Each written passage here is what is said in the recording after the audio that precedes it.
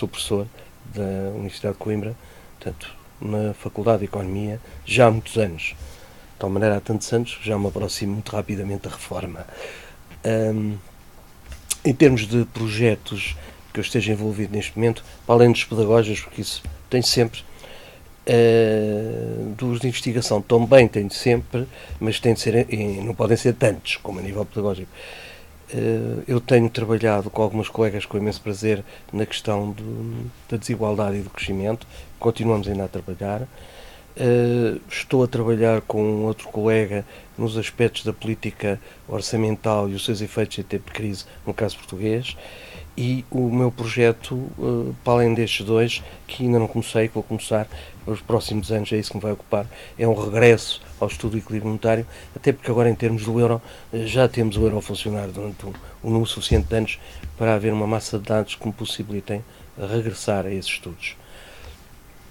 Quando me falaram em estar aqui nesta sessão, eu fiquei um pouco assim admirado, porque o meu primeiro pensamento foi: mas eu sou o mais ignorante lá de casa, como é que sou eu que vou falar? Bom, mas depois lá recuperei. E eu gostava de começar por falar de livros de economia. Gostava de falar de livros clássicos. Hoje a formatação para a progressão na carreira afasta-nos bastante, afasta os jovens do estudo, do interesse pelos clássicos. Por isso eu gostava de falar deles. Olha, o primeiro, logo no início do século XIX, do Jean-Baptiste Say, As Lições de Economia Política Prática. É um livro extraordinário para todo o estudante universitário. Racional, extremamente lógico. Encontramos lá tantas coisas, o comportamento dos agentes, as instituições, os mercados. É um livro extraordinário. Um outro, depois na passagem do século, no século XIX, é o do Karl Marx, A Miséria da Filosofia. Todos os que gostam de moeda e dos novos monetários têm de gostar deste livro, extraordinário. O seu pós-fácio, então, é também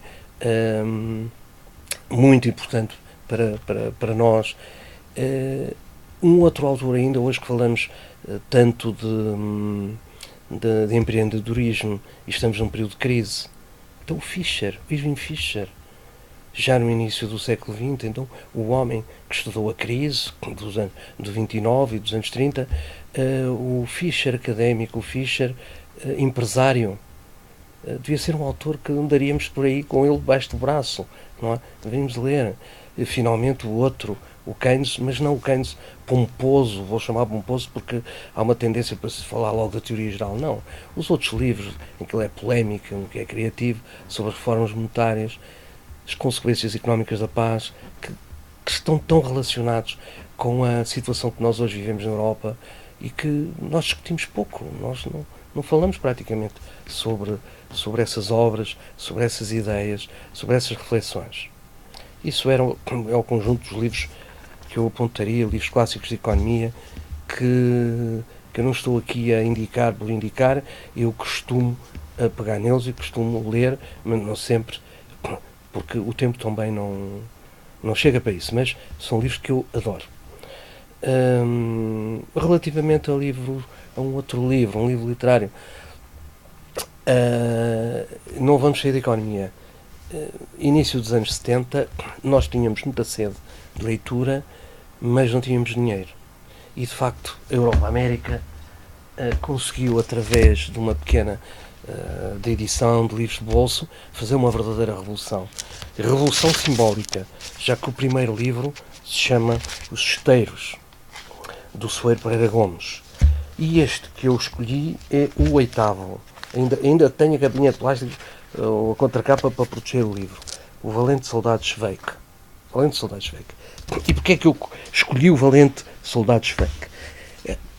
Porque se trata de alguém astuto, malicioso, mas é tão zeloso, que acaba por ser um hipócrita, acaba por criar confusão em toda uma estrutura burocrática. Este livro veio cair como de uma forma extraordinária na juventude dos anos 70, que tinha de cumprir o serviço militar. Foi extraordinário o livro. Mas este zeloso burocrata, este livro de Jaroslav Hasek, de crítica de toda a burocracia do Império Austro-Húngaro, nós encontramos algumas correspondências, por exemplo, ainda antes do 25 de Abril, uma pinchagem na calçada da Estrela, o 1º de Maio é vermelho. O legionário Schweik, alguém da Legião mandou um legionário Schweik apagar a pinchagem, pintar por cima. E o zeloso Schweik da Legião pintou a preto por cima das letras que estavam escritas a vermelho.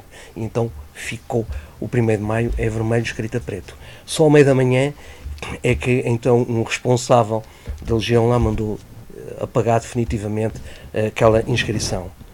E hoje nós encontramos os valentes soldados Schweiks um pouco nos partidos, nos aparachiques, que são tão zelosos dos seus chefes que muitas vezes só lhes criam problemas. Não é? Portanto, o soldado Schweik continua vivo. A outra razão ainda económica do soldado Schweik é que nós tínhamos aqui há uns anos um programa com a Universidade de Nice e com a Universidade do Baikal, em Irkutsk. Um programa de cooperação para o ensino de economia. E numa visita a Irkutsk,